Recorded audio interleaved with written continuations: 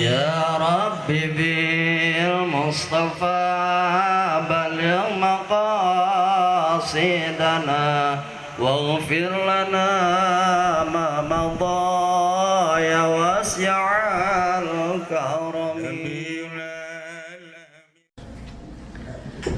السلام عليكم ورحمة الله وبركاته.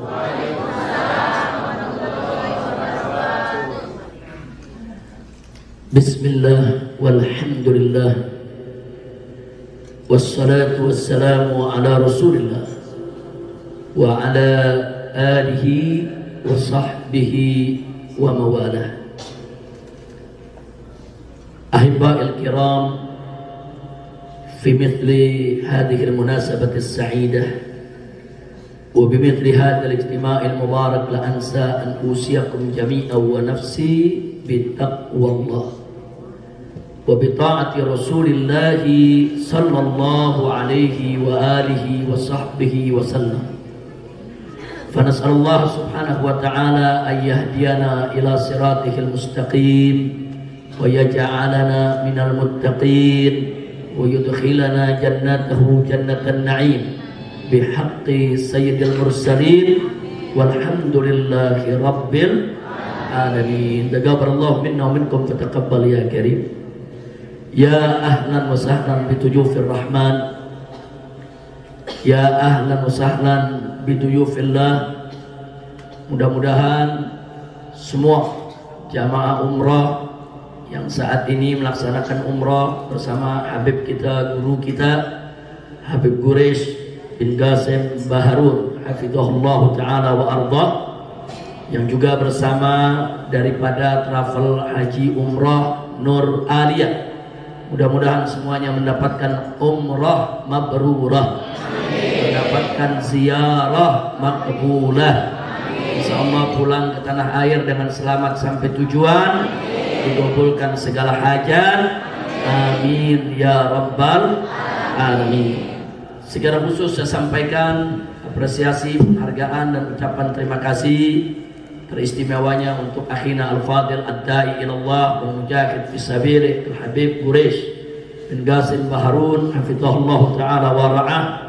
Begitu juga seluruh pengurus daripada travel Nur Aliyah yang mendampingi beliau, dan teristimewanya juga di sini ada akhina al-fadil ad-da'i al-muhtaram al-mukarram Syekh Ridwan Al-Amri hafizahullah ta'ala wa ra'ah.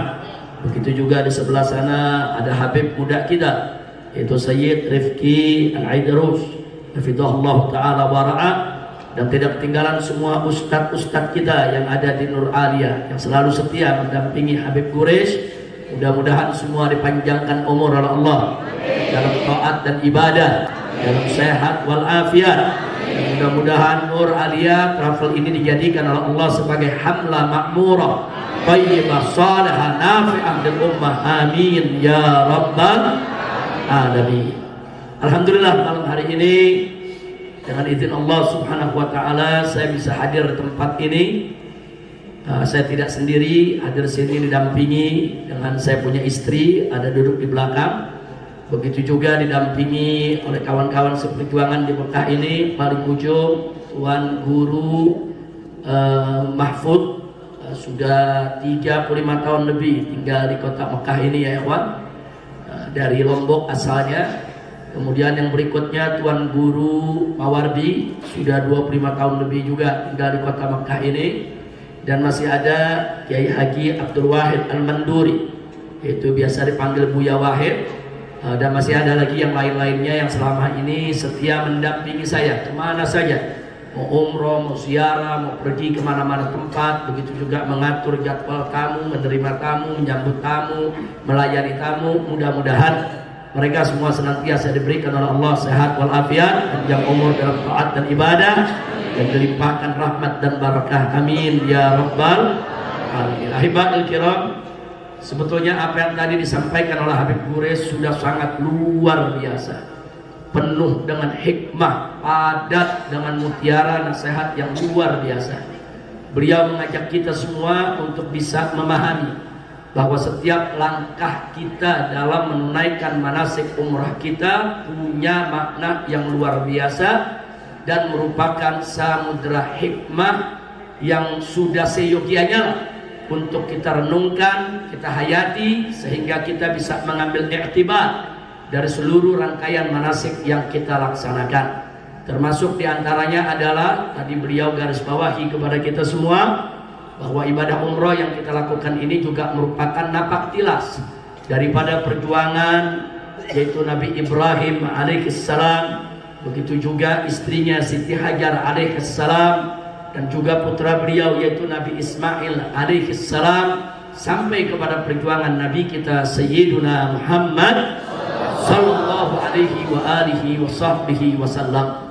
Dan tadi juga beliau menyampaikan kepada kita bahwa sebetulnya langkah kita dalam manasik umroh ini kalau betul-betul kita hayati, betul-betul kita renungkan, itu semua merupakan ikrar pengakuan perjuangan akan kecintaan kita kepada Allah dan Rasulnya.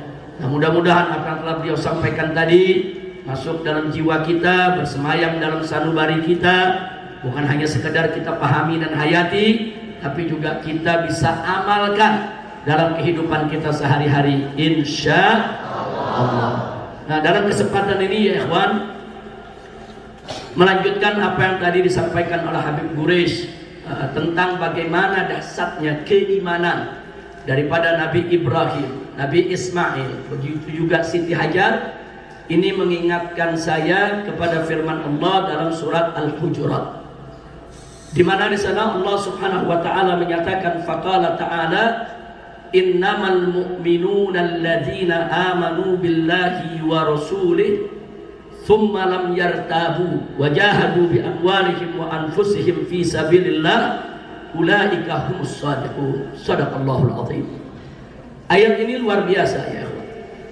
Di sini Allah menyatakan innamal mu'minun. Innama itu adatun min adawatil hasr, yaitu suatu kata yang biasa digunakan dalam bahasa Arab untuk pembatasan. Jadi kalau disebutkan innamal mu'minun, bisa kita artikan sesungguhnya orang beriman itu hanya yang bagaimana? Alladzina amanu billahi wa rasulih, yaitu hanya orang-orang yang beriman kepada Allah dan Rasulnya. Thumma lam yartabu, kemudian mereka tidak pernah ragu dengan imannya ya Allah. Nah, di garis bawahi thumma lam yartabu, kemudian mereka tidak pernah ragu dengan mereka punya iman. Dan itu mereka buktikan. Bagaimana membuktikan ketidakraguan mereka dengan iman mereka? Wajahadu bi amwalihim wa anfusihim. Mereka berjuang, berjihad saudara, dengan harta mereka, dengan nyawa mereka fi sabilillah, yaitu di jalan Allah. Setelah itu Allah nyatakan ulaika humus shadiqun. Mereka-mereka itulah orang-orang yang lurus lagi benar, jujur dengan mereka punya iman saudara.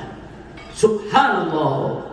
Kenapa tadi begitu mendengar uraian yang begitu indah dari Habib Quraisy Baharun hafizahullah taala wa arda fa qadarallahu amthal.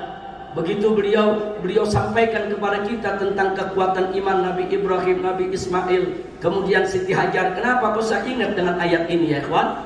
Karena apa yang ditunjukkan oleh Nabi Ibrahim, Nabi Ismail, dan Siti Hajar adalah bentuk konkret iman tanpa keraguan.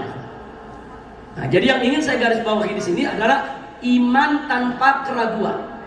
Nah, jadi dalam ayat tadi orang yang disebut mukmin itu, mukmin sejati, mukmin hakiki, adalah orang yang beriman kepada Allah dan Rasulnya, dan dia nggak punya keraguan dengan imannya ya Allah.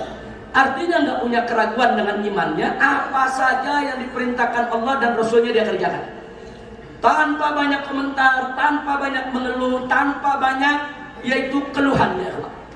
Nah kemudian begitu juga apa saja yang dilarang oleh Allah dan Rasulnya dia tinggal, tanpa sedikit pun ragu-ragu untuk meninggalkannya sudah. Jadi orang-orang semacam inilah yang disebut mukmin yang sejati. Itu yang tadi Allah katakan summa lam yartabu, mereka tidak pernah ragu dengan iman mereka ya Allah. Nah, sekarang mari kita lihat Nabi Ibrahim alaihissalam, betapa luar biasa. Nah, sudah sekian lama sampai umur lanjut usia menanti kedatangan anak saudara. Diceritakan dalam riwayat bahwa Nabi Ibrahim itu mendapatkan anak usianya sudah mencapai 80 tahun ya. Usianya sudah cukup lanjut, sudah cukup tua. Menanti minta kepada Allah untuk punya keturunan. Begitu dapat keturunan, saudara, Allah perintahkan untuk melepaskan anaknya tadi di satu tempat yang tandus, yaitu di Mekah ini ya. Tadi sudah diuraikan dengan panjang lebar. Saudara, secara logika, saudara, orang tua mana yang cinta kepada bayinya yang lama dinanti mau meninggalkannya di padang pasir? Secara logika, saudara, secara logika orang tua mana yang tega meninggalkan anak dan istrinya di satu tempat yang tidak ada penduduknya? Ketika itu Mekah tidak ada penduduknya ya, Pak. Tidak ada perkebunan, tidak ada air. Yang ada cuma pasir dan karang-karang bebatuan di tempat ini ya, Pak. Jadi bagaimana dahsyatnya iman Nabi Ibrahim? Nabi Ibrahim nggak peduli karena ini perintah Allah, ya kerjakan. Suka tidak suka, senang tidak senang, berat maupun ringan, karena ini perintah Allah, ya kerjakan. Itu namanya iman tanpa keraguan. Subhanallah. Nah, jadi saya nggak mau menceritakan lagi. Tadi udah luar biasa diceritakan sama Habib Gures itu sudah begitu luar biasa ya, Pak. Nah, saya hanya ingin mengaitkan bahwa apa yang diceritakan oleh Habib Gures tadi, saudara, itu tidak lain dan tidak bukan merupakan bukti pelajaran buat kita. Itulah yang disebut iman tanpa keraguan. Nah, begitu juga Siti Hajar ya, ikhwan. Siti Hajar begitu ditinggalkan di padang tandus seperti ini, saudara, tadi sudah diceritakan oleh yaitu Habib Gures. Nggak banyak pertanyaan, beliau cuma tanya, ya Ibrahim, wahai suamiku, ini kemauanmu atau kemauan Allah? Itu aja. Kalau kemauan Nabi Ibrahim, protes Siti Hajar. Mana boleh kau tinggalkan istri di tengah padang pasir begini? Mana boleh kau sia-siakan aku dan anak bayiku ini di tempat yang tidak ada penduduk semacam ini? Tapi begitu Nabi Ibrahim mengatakan bahwa ini perintah dari Allah, Siti Hajar nggak banyak bicara ya, Wan. Sami'na wa ata'na. Kalau memang ini perintah Allah, ya sudah, tinggalkan kami di sini. Subhanallah. Itu namanya iman tanpa keraguan. Enggak protes kepada Allah. Enggak protes, ya Allah kok perintahnya begini, ya Allah kok aku ditinggalkan di padang tandus. Enggak, beliau punya iman. Kalau Allah yang perintahkan, pasti Allah yang akan jaga ya. Ini disebut iman tanpa keraguan, saudara. Ini mukmin yang sejati. Innamal mu'minuna alladzina amanu billahi wa rasulih tsumma lam yartabu. Mereka nggak pernah ragu dengan mereka punya iman, saudara. Nah, begitu juga Nabi Ismail alaihissalam. Sebagaimana tadi diceritakan, Nabi Ismail sejak bayi sudah ditinggal oleh ayahnya di padang pasir, dipelihara oleh ibunya. Nah, begitu remaja sang ayah datang, saudara. Tahu-tahu begitu datang menyampaikan kepada sang anak bahwa dia harus menyembelih anaknya, saudara. Saudara, logika mana yang bisa menerima? Kalau kita bicara pakai logika mana? Ayah udah nggak ngerawat tuh anak, ninggalin anak semenjak bayi. Saudara, tahu-tahu begitu datang mau motong anaknya, anak mana yang mau terima, saudara? Nggak ada anak yang mau terima. Kalau kita bicara logika, saudara. Tapi Nabi Ismail begitu dengar bahwa itu adalah perintah Allah, enggak mengeluh, enggak. Malah saudara, Nabi Ismail memberikan dorongan support kepada ayahnya. Ya abati if'al ma tu'mar. Hai ayahku, segera kerjakan apa yang diperintahkan oleh Allah. Subhanallah. Nah, ini apa namanya? Iman tanpa keraguan. Jadi kalau iman tanpa keraguan, nggak peduli apa saja Allah perintahkan, dia kerjakan. Nabi Ibrahim diperintahkan tinggalin anak di padang pasir, masih bayi, tinggalin. Nabi Ibrahim disuruh sembelih anaknya, ya sembelih. Mau masuk akal, nggak masuk akal, suka, nggak suka, senang, nggak senang, ringan atau berat, kalau sudah perintah Allah, wajib untuk dilaksanakan. Nggak boleh kita ragu ya. Nah, jadi sekali lagi, jadi memang ujian Nabi Ibrahim sangat berat. Tadi sudah disampaikan oleh Habib Gores, kalau kita kan nggak rugi segitu. Allah nggak suruh kita nyembelih anak kita, saudara. Allah nggak suruh kita lempar istri kita dengan anak kita di padang pasir. Kalau sekarang kita lempar anak kita di tengah padang pasir, malah dosa besar kita, saudara. Nggak boleh. Allah perintahkan kita jaga, rawat itu istri-istri kalian, rawat itu anak-anaknya, saudara. Enggak, kita nggak disuruh abaikan di tengah padang pasir. Jadi ujian Nabi Ibrahim begitu berat, ujian Siti Hajar begitu berat, ujian Nabi Ismail begitu berat. Tapi yang saya ingin garis bawahi adalah mereka adalah mukmin mukmin sejati yang imannya tidak ada keraguan. Subhanallah. Nah, itu yang kita belajar dari apa yang tadi disampaikan oleh Habib kita, saudara. Nah, begitu kita pindah ke zaman Nabi Muhammad SAW, lagi-lagi di zaman Nabi SAW, bukan hanya Nabi kita yang tercinta Sayyiduna Muhammad SAW yang menunjukkan iman tanpa keraguan, sampai para sahabatnya pun berlomba-lomba untuk menunjukkan kalau mereka punya iman tanpa keraguan, saudara. Nah, saya berikan dua contoh saja. Satu contoh untuk kaum laki-laki, satu contoh untuk kaum perempuan, saudara. Di zaman Nabi SAW, saudara, pada awal Islam, minuman keras itu tidak diharamkan, saudara. Belum diharamkan. Dan menenggak minuman keras itu, menenggak khamr itu sudah menjadi tradisi masyarakat Arab jahiliyah yang sudah berurat berakar. Tidak ada pesta tanpa minuman keras. Tidak ada acara tanpa minuman keras, ya. Itu sudah menjadi tradisi di mana-mana. Nah, karenanya Allah Subhanahu wa taala mengharamkan minuman keras itu lewat tahapan-tahapan. Bitadarrud. Bitadarrud secara bertahap. Nah, saya tidak ingin cerita soal tahapannya, tapi ada yang menarik, saudara. Begitu ayat yang terakhir turun, Allah haramkan itu minuman keras. Ya ayyuhalladzina amanu innamal khamru wal maisiru wal ansab wal azlam rijsun min amali syaitan fajtanibuh la'allakum tuflihun. Begitu ayat ini turun, saudara, di malam hari, saat itu ada beberapa sahabat yang masih bersama Nabi. Saudara, masih bersama Nabi karena rumah Nabi dengan masjid Nabi bersebelahan, saudara. Masih ada sahabat yang berkumpul bersama Nabi. Nah, begitu ayat itu turun, Nabi menyampaikan kepada para sahabatnya, mulai saat ini, mulai detik ini, minuman keras ini, khamr ini haram ila yaumil qiyamah. Mutlak tidak boleh diminumnya. Salah seorang sahabat minta izin, ya Rasulullah, ada sebagian sahabat-sahabat kita sedang kumpul malam ini lagi pesta di pinggir kota Madinah. Mereka belum tahu kalau minuman keras ini haram. Dan kami yakin, nah, dalam pesta mereka minuman keras akan dihidangkan karena minuman keras belum diharamkan. Kemudian sang sahabat ini minta izin kepada Rasulullah untuk mengabarkan mereka bahwa minuman keras sudah diharamkan, saudara. Nah, maka ditugaskan oleh Nabi untuk menyampaikan, lari ini sahabat, saudara. Lari mengejar ke tempat adanya pesta tadi.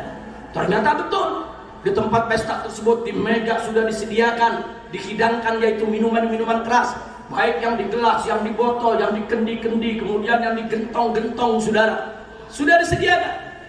Nah, apa yang terjadi? Sahabat ini datang dari jauh, teriak-teriak, ya ayuhan nas, stop, berhenti dulu, pestanya ada kabar penting, saudara. Teriak-teriak dari kejauhan. Nah, begitu mereka dengar, mereka berhenti, mereka saling memandang, ada apa ini? Ini pasti ada kabar penting. Begitu orang tadi mendekat, ada kabar apa? Apa Nabi sakit? Kaget mereka. Nggak pernah terjadi mereka dihentikan pestanya. Apa Nabi sakit? Sahabat ini menjawab, alhamdulillah innahu fi khairin wa afiyah. Lalu kenapa kau datang tergesa-gesa? Apa ada kabar kalau pasukan Islam ada yang kalah? Ada yang diserang oleh orang kafir di kampung mana, di negeri mana? Enggak ada. Semuanya fi khairin afiyah. Lalu kabar apa yang kau bawa?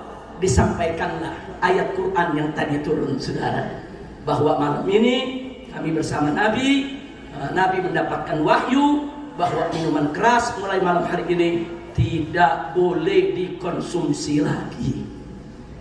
Saudara, ini di meja hidangan minuman keras sudah dihidang, yang di gelas, yang di botol, yang digentong di mana, saudara, mereka udah beli dengan biaya yang tidak murah.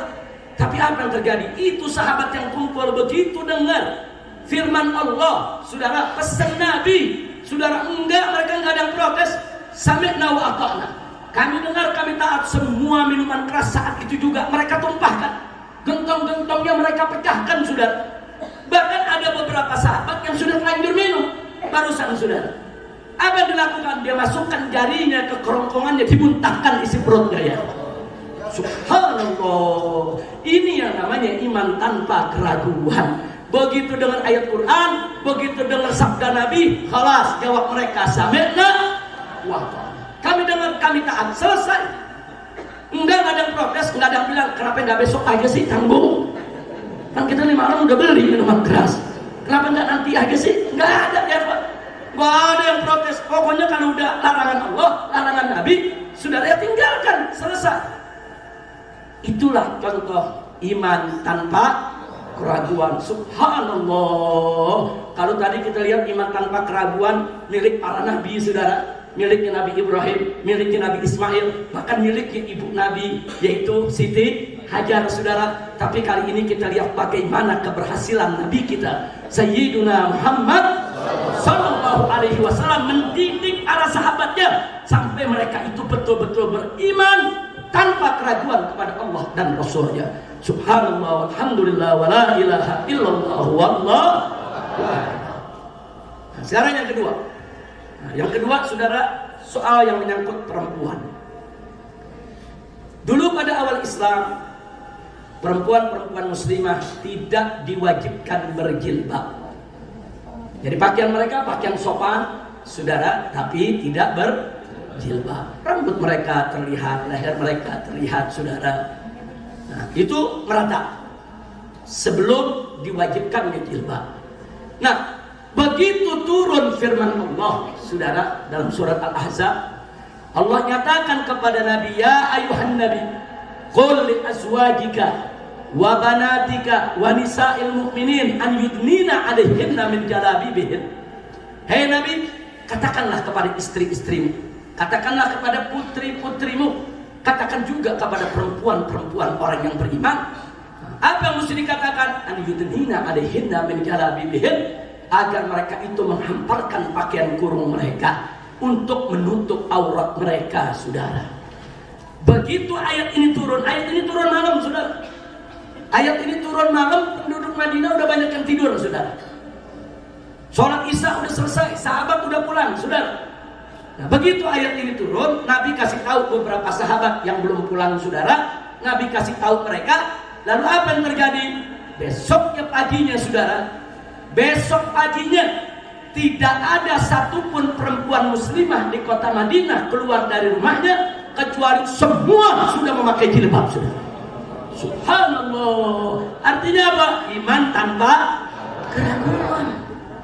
Begitu mereka dapat kabar di rumah-rumah mereka, dari suami mereka, dari anak mereka, dari saudara mereka, barusan ada ayat Quran turun, barusan ada wahyu dari Allah. Nabi sampaikan kepada kita, perempuan-perempuan harus tutup dia punya auratnya. Subhanallah, tutup semua ya. Nggak ada perempuan yang protes, ya Rasulullah gerah, ya Rasulullah. Nggak ada, saudara.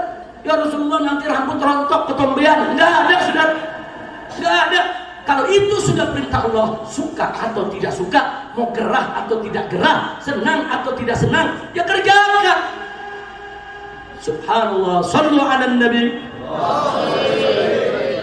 Jadi inilah yang ingin sekedar saya berikan bagian daripada sejarah juga tentang pentingnya iman tanpa keraguan. Nah, maka itu Bapak Ibu yang tercinta, yuk mari seusai Anda melaksanakan ibadah umroh ini, pulang ke negara kita nanti, tancapkan dalam diri kita iman tanpa keraguan.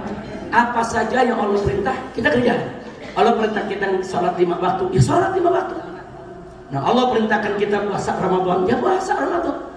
Allah perintahkan kita untuk membayar zakat harta kita, ya bayar zakatnya, saudara. Nggak usah pakai cari hila, pakai cari cara untuk keluar dari kewajiban. Jangan, kerjain aja, saudara. Kerjain. Allah perintahkan kita untuk melaksanakan ibadah umroh, haji, ya kerjakan, saudara. Nah, tanpa banyak basa-basi, tanpa banyak mengeluh, saudara, kerjakan. Itu bukti iman tanpa keraguan. Nah, Allah melarang kita makan riba, jauhkan diri dari riba ya. Allah melarang kita untuk mencuri, untuk korupsi, saudara, ya jangan mencuri, jangan korupsi. Nah, Allah melarang kita daripada perbuatan zina, daripada menenggak minuman keras, daripada perjudian, tinggalkan itu semua.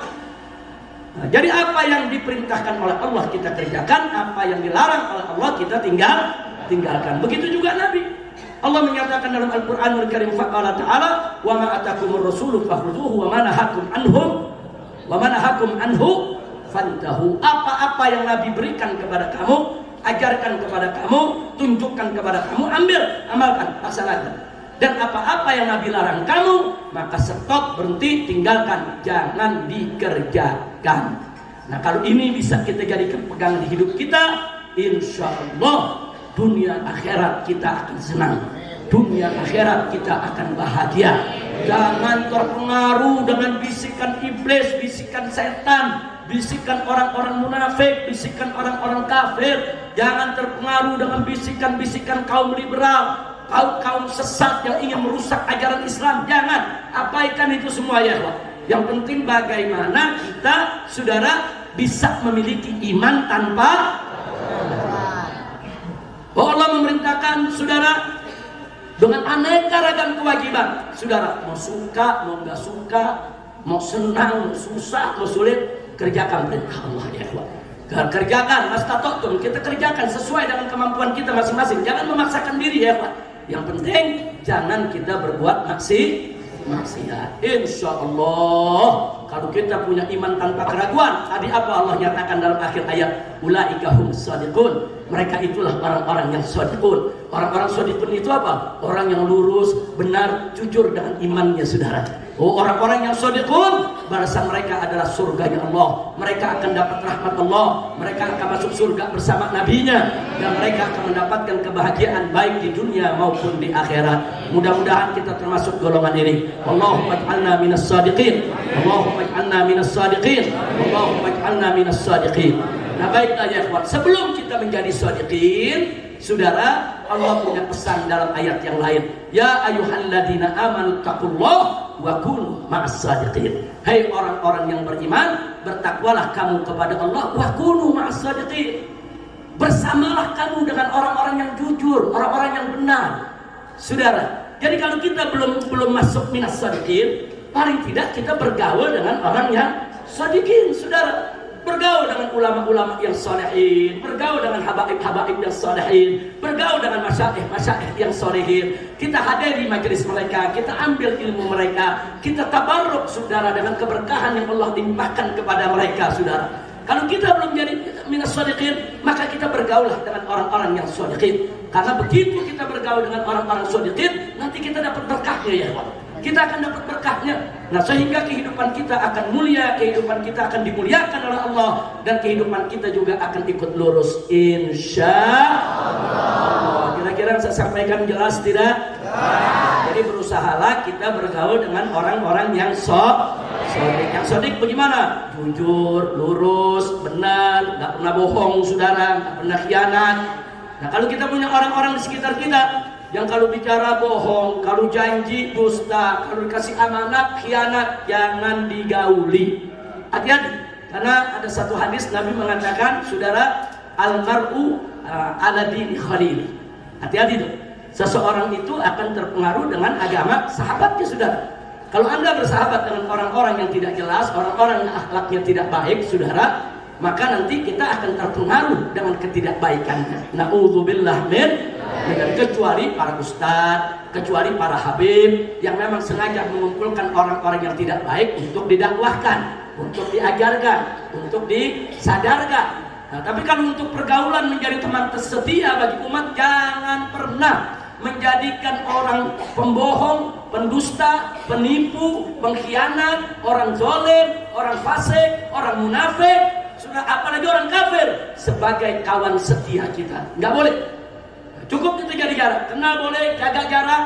Nah, kita ikut berdakwah agar mereka sadar, saudara. Tapi jangan pernah jadikan mereka sebagai kawan setia kita. Jadikanlah kawan setia kita sebagaimana amanat Allah. Wa kunu ma'as shadiqin. Jadi selalulah bersama dengan orang-orang yang shadiqin. Maka itu beruntunglah Anda semua. Hari ini Anda melaksanakan ibadah umrah. Dituntun oleh para habaib kita, dituntun oleh Habib Quraisy Baharun, dituntun oleh Syekh Ridwan Al-Amri, dituntun oleh Sayyid Rifki Al-Idrus, dituntun oleh para ustadz-ustadznya, saudara. Alhamdulillah Anda dituntun oleh orang-orang baik, orang-orang yang selama ini dikenal istiqomah di dalam dakwah, orang-orang yang dikenal selama ini selalu mengatakan yang hak itu hak, yang batil itu batil. Insya Allah kita semua sudah bersama ma'as shadiqin. Amin ya rabbal alamin. Nah, kalau kita sudah bersama ma'as shadiqin, besok kita tingkatkan setingkat lagi. Bagaimana kitanya yang menjadi minas shadiqin. Amin ya rabbal alamin.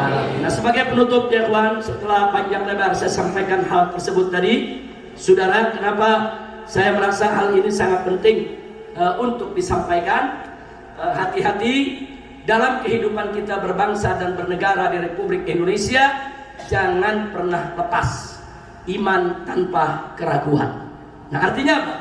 Artinya hukum Allah dan hukum Rasul, Al-Quran dan hadis. Al-Quran yang diturunkan Allah, hadis yang dibawa oleh Nabi alaihi salatu wassalam, harus kita jadikan di atas kepala kita dan harus kita junjung tinggi-tinggi. Tancapkan di sanubari Anda yang paling dalam, saudara, bahwa kitab suci selalu di atas konstitusi. Hati-hati, jangan terpengaruh. Dulu di tahun 60-an, saudara, orang-orang PKI itu mereka punya kampanye konstitusi di atas kitab suci. Kemudian di era modern sekarang, era reformasi, orang-orang liberal yang sepaham dengan PKI, sama-sama nolak syariat Islam, sama-sama nolak agama, sama-sama memerangi syariat, mereka juga punya jargon yang sama, di mana mereka katakan bahwa konstitusi di atas kitab suci. Dan ini bukan hoax, ini bukan kita fitnah mereka, nyata mereka sampaikan, saudara. Mereka sampaikan dengan mulut mereka. Qad badatil baghdha min afwahihim, saudara. Sudah keluar itu dari mulut mereka tanda-tanda kebencian mereka terhadap agama, saudara. Wa ma tukhfi suduruhum apa yang disembunyikan dalam hati mereka, kebencian terhadap Islam jauh lebih besar lagi, saudara. Makanya hati-hati. Jadi apa yang kita sampaikan ini, saudara, bahwa di negeri kita ini sekarang ini sedang darurat iman tanpa keraguan, saudara. Hati-hati. Maka itu bawalah iman tanpa keraguan. Apapun yang mereka katakan, saudara, tetap kitab suci di atas konstitusi. Nah, tapi jangan salah paham. Kalau kita katakan kitab suci di atas konstitusi, bukan berarti kita melawan konstitusi. Bukan, saudara. Maksudnya kitab suci itu kan kalam ilahi. Kitab suci itu kan wahyu ilahi.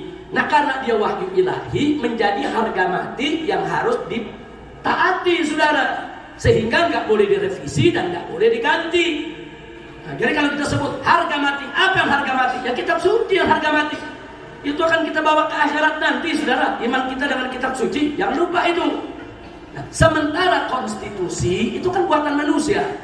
Ya, ada undang-undang dasar yang disetujui oleh MPR, ada undang-undang yang dikeluarkan oleh DPR, ada Kepres yang dikeluarkan oleh Presiden, ada keputusan menteri, ada keputusan peraturan kepala daerah. Itu semua buatan manusia. Itu disebut konstitusi.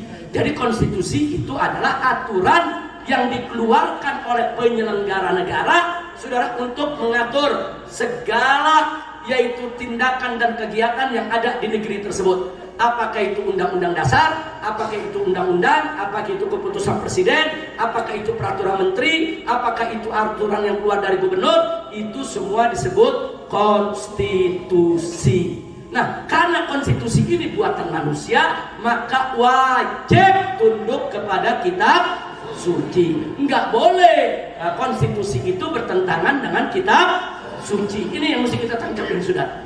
Jadi kalau ada aturan konstitusi yang bertentangan dengan kitab suci, wajib kita protes, wajib kita kritisi, wajib kita minta diganti, saudara, wajib kita minta diamandemen. Nah, jadi jangan menyerah, jangan mengalah. Kenapa? Karena konstitusi tidak boleh bertentangan dengan kitab suci, saudara.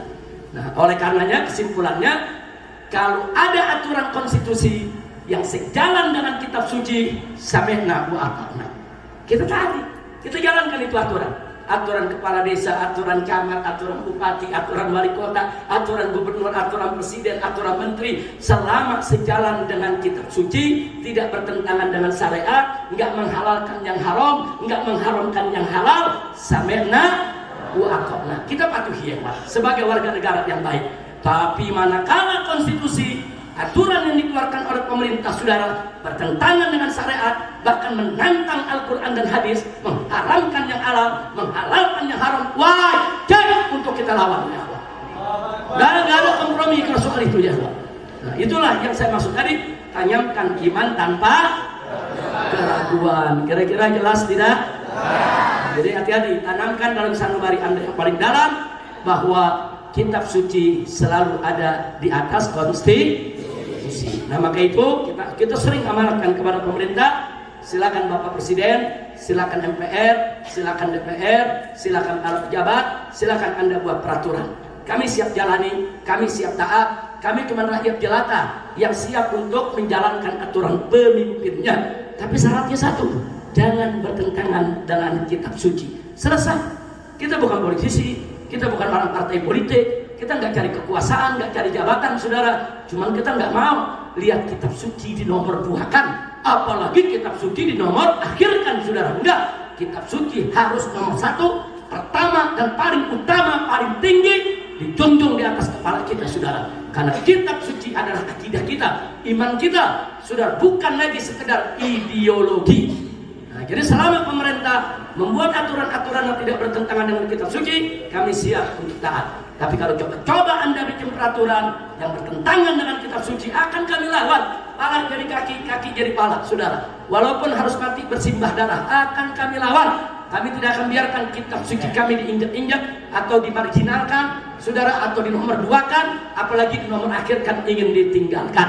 Nah, kenapa? Ini sebagai bentuk kita berusaha bagaimana menanamkan dalam diri kita iman tanpa keraguan untuk cinta kepada Al-Quran dan hadis Nabi kita Muhammad SAW. Ini saja yang saya mau sampaikan. Mudah-mudahan insya-Allah apa yang saya sampaikan ini bisa manfaat, khususnya untuk diri saya dan umumnya untuk Anda semua. Mudah-mudahan insya-Allah Anda semua pulang dengan selamat, yang mendapatkan yaitu keberkahan dari Allah dengan umroh yang mabrurah. Dan mudah-mudahan yang belum pernah melaksanakan ibadah haji, insya Allah ke depan akan bisa melaksanakan ibadah haji. Hari ini umrohnya, besok hajinya. Amin ya rabbal alamin. Insya Allah. Sebagai penutup, ya kawan, untuk menghilangkan penasaran, saya yakin di sini banyak yang nanya ini, diam-diam di hatinya nanya, Habib Rizik kapan sih pulang? Betul? Jawab jangan. Nggak usah deh. Jawab jangan. Nanti kalau umroh lagi. Kalau umroh lagi baru kita jawab. Tapi singkat saja kita jawab ya kawan, perhatikan baik-baik. Alhamdulillah saat ini saya sudah 3 tahun tinggal di Saudi ini. 3 tahun kurang 1 bulan. Dulu saya datang bulan Sya'ban ya kawan. Nah, sekarang udah masuk Rajab, sebentar lagi Sya'ban. Jadi saya di sini sudah hampir 3 tahun. Setahun pertama saya masih punya visa. Visa saya umurnya 1 tahun. Sedangkan 2 tahun yang kedua ini saya sudah tidak punya visa lagi. Tidak ada visa, tidak ada iqamah, tidak ada izin tinggal dan seterusnya. Nah, kenapa? Nah, di sini yang perlu saya sampaikan adalah bahwa saya, saudara, dicekal oleh pemerintah Saudi atas permintaan pemerintah Indonesia. Jadi sekali lagi dicekal. Yang mencekal siapa? Yang mencekal bukan pemerintah Indonesia. Pemerintah Indonesia tidak punya yurisdiksi, tidak punya kewenangan di Saudi ini. Nah, yang mencekal tetap pemerintah Saudi. Tapi yang minta dicekal itu pemerintah Indonesia. Nah, kalau ada yang nanya, dari mana saya tahu, saudara? Nah, kok Habib bisa mengatakan ini pemerintah Indonesia yang minta? Saudara, kita punya 4 indikator. Nah, walaupun pemerintah Indonesia sampai hari ini masih membantah, saudara, katanya bohong, mereka nggak mencekal dan seterusnya, tapi ada 4 indikator yang mereka tidak bisa bantah sampai saat ini. Yang pertama, saudara, saya mendapatkan lembaran surat pencekalan tersebut dari keimigrasian Saudi. Di sana ditulis bahwa alasan pencekalan saya adalah asbabun amniyah, artinya sebab keamanan. Nah, artinya saya dicekal bukan karena pelanggaran, bukan. Nah, di pencekalan itu biasanya disebut, kalau pelanggaran disebut mukhalafatul qanun, mukhalafatul anzimah, atau takhalluf anin nizam, saudara. Nah, itu kalau ditulis takhalluf anin nizam atau mukhalafatul qanun atau mukhalafatul anzimah, berarti saya melakukan pelanggaran. Tapi di situ ditulis saya dicekal dengan alasan keamanan, berarti alasannya adalah politis, saudara. Untuk keamanan siapa? Wallahu a'lam. Apa untuk keamanan saya atau ada satu pihak yang takut keamanannya diganggu oleh saya? Nah, wallahu a'lam. Pokoknya untuk keamanan. Apa untuk keamanan saya nggak diganggu orang, atau kalau saya pulang ada pihak yang takut saya ganggu? Nah, ini kan keamanan juga ya kawan. Ini namanya bahasa politik ya kawan. Itu yang pertama. Yang kedua, saya di sini kan dipanggil oleh otoritas Saudi dan saya tanya kepada mereka, kenapa saya dicekal? Nah, jawaban yang kita dapat, ya ini adalah permintaan pemerintah Indonesia. Jadi dua ini sudah cukup ya kawan. Kalau pemerintah Indonesia berada di balik daripada pencekalan ini. Nah sekarang yang ketiga, nah begitu pemerintah Indonesia membantah, ada yang menarik ya kawan. 2 tahun yang lalu duta besar Saudi yang ada di Jakarta, yaitu Syekh Usama Asy-Syuaibi, beliau orang baik, jazahullahu khairal jaza. Beliau ditanya oleh TV One. Nah, di TV One diwawancarai, Pak Dubes, kenapa Habib Rizik tidak dilepas? Kenapa nggak boleh keluar dari Saudi? Apa jawabnya ya kawan? Jawabnya menarik. Beliau jawab dengan bahasa Inggris. Beliau katakan, kami pemerintah Saudi siap melepaskan pulang Habib Rizik kapan saja. Tapi Anda tanya dulu kepada pemerintah Anda. Dubes ini ngomong sama wartawan TV One. Anda tanya dulu sama pemerintah Anda.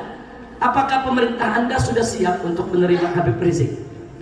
Kalau sudah siap, kami pulangkan. Kalau nggak siap, ya saja Habib Rizik di Mekah.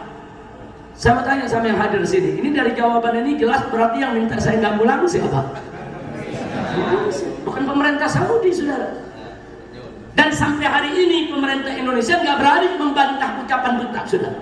Padahal saya berharap kalau betul pemerintah Indonesia tidak terlibat, kalau betul pemerintah Indonesia tidak meminta saya dicekal, mestinya pemerintah Indonesia, saudara, bantah dong. Itu ucapannya duta, bantah. Oh itu duta besar Saudi bohong, kami nggak pernah minta. Duta besar Saudi itu menyebarkan hoax. Saya tunggu kalimat itu, saudara. Tapi pemerintah Indonesia nggak berani mengatakan itu. Kenapa? Sebab kalau pemerintah Indonesia ngomong begitu, nanti dubes Saudinya nunjukin suratnya, saudara. Nah, makanya nggak berani dibantah. Yang terakhir, yang keempat, saudara. Yang keempat kemarin pada saat reuni 212 tahun 2019, baru 3 bulan yang lalu, bulan Desember, saya udah niat mau pulang, mau ikut hadir dalam reuni 212, saudara. Saya bujuk pemerintah Saudi untuk mencabut cekal saya, saudara. Kita bujuk terus di sini bagaimana caranya. Nah ada yang menarik, begitu di Indonesia ramai soal kepulangan saya, lagi-lagi duta besar Saudi dikepung oleh wartawan. Kali ini duta besar yang baru. Nah ini sekarang duta besar yang baru namanya Syekh Ishaq At-Thaqafi Al-Qahtani. Nah, waktu beliau keluar dari kantornya Pak Mahfud, Menko Polhukam Republik Indonesia, beliau ditanya oleh wartawan. Semua televisi. Pertanyaannya adalah, Pak Duta, bagaimana status Habib Rizik saat ini? Jadi mau tahu statusnya bagaimana? Dicekal apa enggak, apa bagaimana? Jawabnya singkat padat ringkas jelas ya, Pak. Beliau mengatakan, status Habib Rizik saat ini adalah hasil negosiasi tingkat tinggi antara pejabat tinggi Saudi dan pejabat tinggi pemerintah Indonesia. Dia cuma jawab itu aja. Artinya apa? Hasil negosiasi. Nah kalau hasil negosiasi kan berarti ada perundingan, ada pertemuan, sudah ada kesepakatan di antara pemerintah Indonesia dengan pemerintah Saudi. Nah di sini saya sampaikan hormat saya kepada pemerintah Saudi. Kenapa? Pemerintah Saudi jujur, nyekal saya, ngaku, kan jujur. Sementara pemerintah Indonesia, saudara, nggak jujur, minta nyekal, nggak ngaku, udah nggak ngaku, nyalain lagi. Dia bilang saya bohong lah, bikin fitnah lah, bikin hoax lah, saudara. Udah gitu sampai ngomong apa? Ada pejabat yang ngomong, itu Habib Rizik takut pulang. Bukan saya yang takut pulang, rezim Jokowi takut saya pulang. Kira-kira jelas tidak? Ya kalau kita membuktikan, yang kita buktikan. Suruh pemerintah Indonesia, saudara, cabut surat permohonan cekalnya. Besok cekal saya dicabut, lusa saya pulang ke Indonesia, saudara. Sallu ala Nabi. Jangan sebarin hoax, jangan Habib Rizik takut pulang. Bukan kita yang takut, lu yang takut. Dia yang takut, bilang kita yang takut, saudara. Kira-kira jelas tidak? Jelas tidak? Saya terima kasih kepada pemerintah Saudi, insyaallah, jazahumullahu khairan jaza, saudara. Karena selama 3 tahun saya di sini oleh pemerintah Saudi, mereka tidak pernah mengganggu saya. Mereka memperlakukan saya dengan sangat baik. Mereka menghormati kita, menghargai hak-hak kita. Bahkan 3 tahun di sini saya dibebaskan bisa haji setiap hari, mau umroh kapan saja, mau ziarah ke Madinah kapan saja, saya bisa keliling ke kota mana saja saya mau, saudara. tidak pernah diganggu oleh pemerintah Saudi. Alhamdulillah. Hada min fadli Rabbi liyabluwani ashkur am akfur. Ini adalah karunia Allah Subhanahu wa taala. Padahal peraturan Saudi Anda tahu sendiri, Saudara. Kalau Anda punya visa dalam 1 hari Anda ditangkap. Kalau nggak percaya coba aja. Kira-kira percaya agak? Anda punya visa umroh kan? Punya. Visa umrohnya berapa lama? Sebulan, 30 hari. Nah, coba lebihin 31 hari. Nah, itu akan ditangkap, diborgol, dipenjara, dikenakan denda, Saudara, dideportasi, dipulangi. Nggak sampai di situ, Saudara. Blacklist 3-5 tahun nggak boleh ke Saudi lagi. Nggak sampai di situ, muassasah yang memberikan visanya dicabut izinnya. Termasuk travelnya juga, Saudara, bisa dicabut izinnya. Nah, jangan lupa dong. Kalau nggak percaya, coba aja. Kalau nggak percaya, coba berapa nanti. Nah, jangan, pokoknya jamaah umroh yang tertib, jangan coba-coba melanggar. Saudi ini sangat ketat. Pemerintah Saudi ini sangat ketat sekali, Saudara. Anda terlambat sehari akan jadi urusan besar. Nah, kenapa saya cerita begini? Saya ingin menunjukkan disinilah pertolongan dan anugerah Allah. Saya sudah 2 tahun, bukan sehari lagi. Sudah 2 tahun, Saudara, habis mereka nggak tangkap, mereka nggak ganggu, mereka nggak borgol, mereka nggak deportasi, Saudara. Dan saya masih tetap minta kepada mereka agar cekal dicabut. Doakan saja. Bulan ini mereka sedang mempertimbangkan. Mudah-mudahan kalau mereka mempertimbangkan, mereka kabulkan. Karena 3 hari yang lalu di Indonesia sudah ada pernyataan. Duta Besar Saudi di Indonesia 3 hari yang lalu menyatakan Habib Rizik mau pulang kapan saja silakan. Jadi artinya pernyataan itu resmi sudah keluar dari kedutaan besar Saudi. Nah, sekarang saya di sini mau coba jalankan prosesnya. Kan pulang nggak bisa begitu pulang aja. Pulang kan harus diurus suratnya dulu ya kawan. Nah, kita akan coba proses ini saya lalui. Paling tidak itu ada sinyal, ada green light, ada lampu hijau yang sudah bagus. Nah, karena itu insya Allah kalau cekal dicabut, saya akan datang, Saudara. Jadi enggak, umat Islam nggak bakal takut saya pulang. Palingan yang takut garong-garong, rampok-rampok, koruptor, Saudara yang zolim, Saudara ahli maksiat. Nah, itu yang ketakutan, betul? Nah, jadi sekarang saya tanya, setuju gak saya pulang? Yakin? Doain gak saya pulang? Amin. Amin yang serius dong. Mudah-mudahan saya pulang, amin. Cuman ada kabar mengerikan. Nah, ini saudara-saudara saya yang tinggal di Mekah nggak ada mu'amin barusan.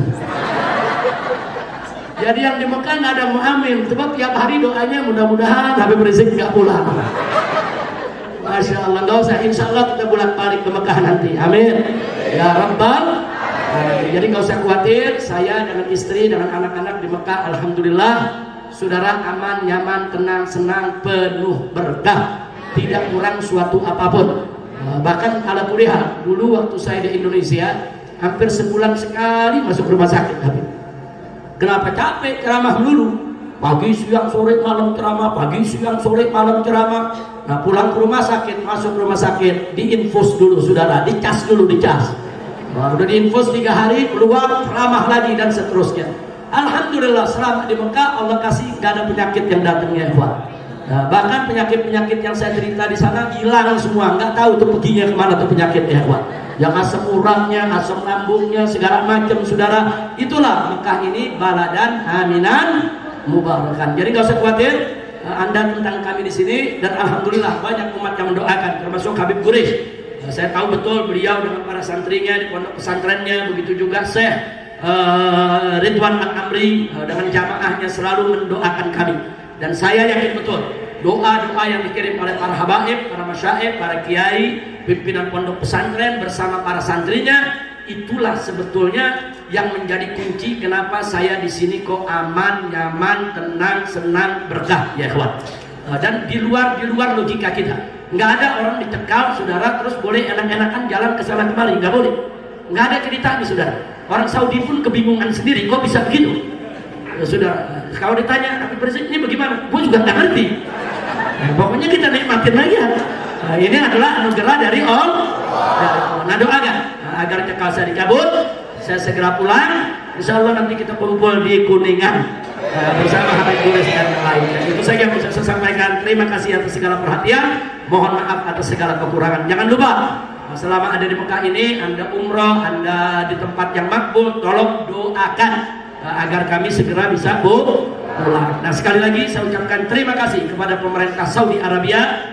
Saya sampaikan terima kasih kepada mereka yang sudah hampir 3 tahun saya di sini. Mereka tidak pernah mengganggu, mereka selalu memperlakukan kita dengan manusiawi, dengan baik, saudara. Bahkan di tempat ini saya tetap bisa melakukan kegiatan-kegiatan dakwah, baca kitab, mengajar, kumpul, buka majlis di mana-mana, saudara, tanpa diganggu oleh pemerintah Saudi. Sekali lagi, melalui ceramah ini, saudara, saya sampaikan apresiasi yang tinggi, penghargaan kepada pemerintah Saudi yang telah memberikan yaitu perlindungan, keamanan, kenyamanan selama 3 tahun saya di sini bersama keluarga. Mudah-mudahan ini akan terus berlangsung sampai saya pulang. Amin. Ya Rabbal Alamin. Itu saja yang bisa saya sampaikan. Terima kasih atas segala perhatian. Mohon maaf atas segala kekurangannya. Hadani Allah wa iyyakum ila siratal mustaqim. Wassalamualaikum warahmatullahi wabarakatuh. Alhamdulillah. Mewakili jamaah sebelum Habib pulang ke rumahnya dan kita juga pulang ke Indonesia, jamaah ini punya permintaan 2. Yang pertama wasiat, yang kedua ijazah. Mudah-mudahan Habib Rizik berkenan untuk memberikannya. Ya Habibi, ya Ahibbail Kiram, tidak ada wasiat dan ijazah, saudara, sebaik apa yang pernah diwasiatkan dan diijazahkan oleh Nabi SAW kepada umatnya, di mana beliau mengatakan pada saat seorang sahabat bertanya, ya Rasulullah, ausini, ya Rasulullah, wasiatkanlah kepadaku. Apa jawab Nabi? Qul amantu billah tsumma istaqim. Yaitu katakanlah olehmu, aku beriman kepada Allah tsumma istaqim. Kemudian kau harus istiqamah, konsisten, yaitu dengan imanmu kepada Allah Subhanahu wa Ta'ala. Nah, jadi itu wasiat yang paling luar biasa yang pernah diberikan oleh Nabi kepada para sahabatnya, dan wasiat itu juga yang ingin saya sampaikan untuk diri saya, juga untuk semua yang ada di sini. Wasiat wal ijazah lakum jami'an, yaitu qul amantu billah tsumma istaqim. Dan Allah berfirman dalam Al-Qur'an Al-Karim, faqala ta'ala, saudara, dalam surat Al-Ahqaf Allah nyatakan, innal ladzina qalu rabbunallah tsumma istaqamu la khaufun 'alaihim wa la hum yahzanun. La khaufun 'alaihim wa la hum yahzanun. Sementara di dalam surat Fussilat Allah nyatakan, innal ladzina qalu rabbunallah tsumma istaqamu tatanazzalu 'alaihimul malaikah alla takhafu wa la tahzanu wa abshiru bil jannati allati kuntum tu'adun. Jadi Allah yang menyatakan dalam Al-Qur'anul Karim, innal ladzina qalu, sesungguhnya orang-orang yang mengatakan Rabbunallah, Tuhan kami adalah Allah, tsumastaqamu, kemudian mereka itu istiqamah di jalan Allah Subhanahu wa Ta'ala. Apa yang Allah janjikan? Tatanazzalu alaihil malaikah, Allah akan turunkan itu, malaikat akan turun berkerumun, saudara, untuk mengelilingi daripada orang-orang yang menyatakan sedemikian rupa dan orang-orang yang istiqamah. Kemudian malaikat tadi, saudara, mendapat amanat dari Allah untuk menyampaikan, yaitu kepada orang-orang yang beriman dan istiqamah tadi, Allah takhafu, jangan pernah kalian takut, wala tahzanu, dan jangan pernah kalian sedih, saudara, wa abshiru, dan terimalah berita gembira bil jannah, dengan sorga allati kuntum tu'adun, yang engkau dijanjikan oleh Allah Subhanahu wa Ta'ala. Jadi iman, saudara, yang mengatakan Rabbunallah ditambah dengan istiqamah, maka hadiahnya adalah, saudara, dalam kehidupan dunia fala khaufun 'alaihim wala hum yahzanun. Mereka tidak akan pernah yaitu takut, mereka enggak bakal pernah sedih. Enggak. Anda kalau beriman istiqamah di jalan Allah, Anda enggak bakal pernah sedih menghadapi apa saja. Anda enggak bakal pernah takut menghadapi tantangan apa saja, ya Allah. Itu kuncinya. Nah, itu saja yang bisa saya sampaikan, yaitu usikum jami'a wa ajastu lakum jami'a bima awsa wa ajazan Nabi sallallahu alaihi wasallam li ashabi wa ummati, qul amantu billah tsumma istaqim. Itu saja, terima kasih. Assalamualaikum warahmatullahi wabarakatuh. Waalaikumsalam warahmatullahi wabarakatuh. Jazakumullah khair. Terima kasih banyak atas ijazah, atas wasiat dan ijazahnya. Mudah-mudahan kita semua mendapatkan keberkahan dari kami.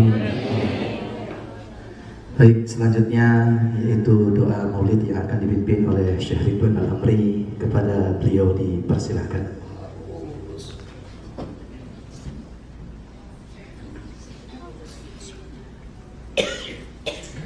بسم الله الرحمن الرحيم الحمد لله رب العالمين اللهم صل وسلم على سيدنا محمد وعلى آله وصحبه أجمعين ولقد أشرت لنعت من أصابه تحيي القلوب تهيج الأشجانا والله قد أثنى عليه فما يساوي القول منا أو يكون ثنانا لكن حبا في السرائر قد دعا لمديه صفوة ربنا وهدانا وإذ امتزجنا بالمودة هاهنا نرفع أيدي فقرنا ورجانا للواحد الأحد العلي إلهنا متوسلين بمن إليه دعانا مختاره وحبيبه وصفيه زين الوجود به الإله هبانا يا ربنا يا ربنا يا ربنا بالمصطفى اقبلنا أجب دعوانا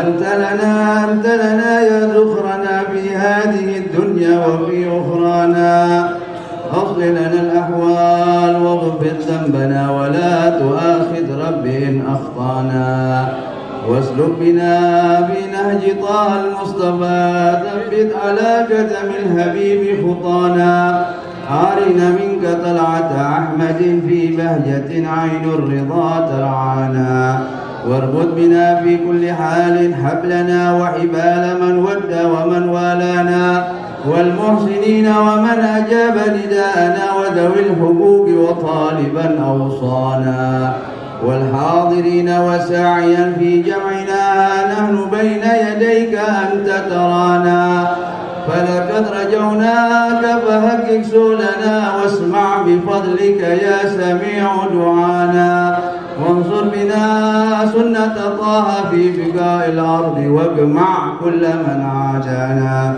وانظر